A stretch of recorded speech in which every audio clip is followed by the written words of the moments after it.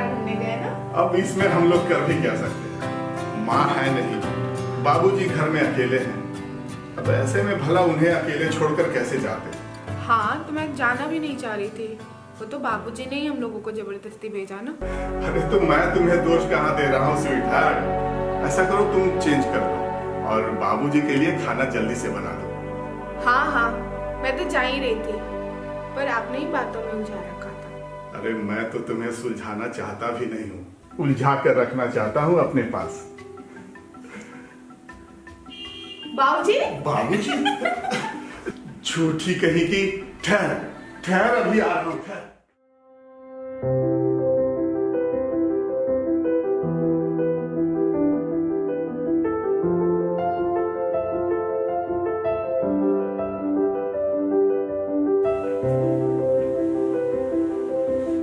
आप भी कुछ खाएंगे क्या? नहीं, मुझे भूख नहीं है। तुम कुछ खाओगे तो बना लो, और देखो खाना जल्दी बनाना। बाबूजी को देर से खाने की आदत नहीं है।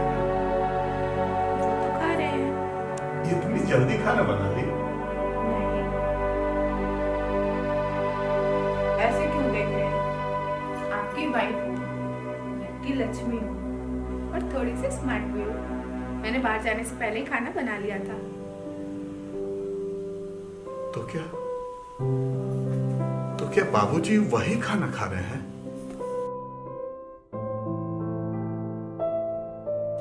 ठंडा खाना?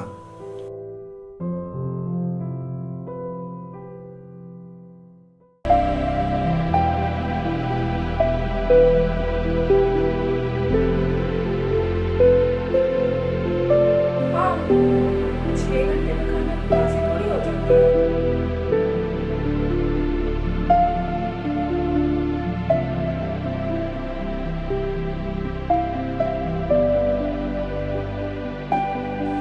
और वैसे भी मैंने खाना फ्रिज में रखा था और गरम करके दी हूँ खाने के लिए। तो बाबूजी बासी खाना खा रहे हैं? नहीं। अभी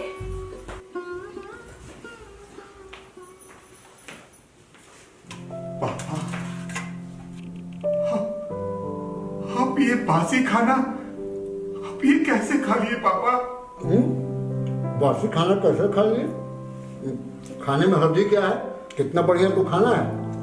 हम लोगों से कोई गलती हो गई क्या पापा? मैंने आज तक कोई बात आपकी टाली?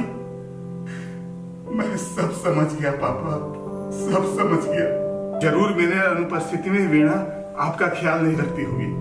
नहीं बेटा, ऐसी कोई बात नहीं है। अरे ये बहू थोड़ी ही है, ये तो हमारी बेटी है। ये मेरा जितना ख्याल रखती है ना, उतना ख्याल तो तुम्हारी माँ भी नहीं रखा करती थी। हाँ, झूठ, आप झूठ बोल रहे हैं पापा। माँ रहती तो क्या आप ऐसा खाना खाते? बोलिए ना पापा। बोलिए ना बाबूजी, क्या पूछ रहे हैं ये? माँ अगर होती तो आप ये खाना खाते या नहीं?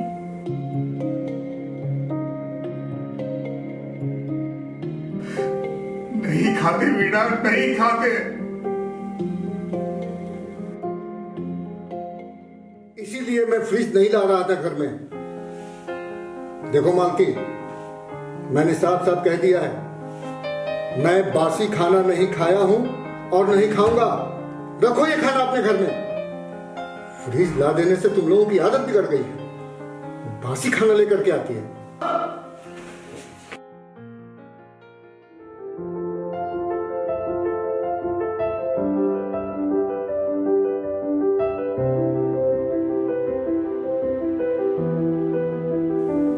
बाबूजी, मैं नहीं जानती थी, मुझे माफ कर दीजिए। मैंने ऐसे क्या गलती की जो आपने मुझे बताया?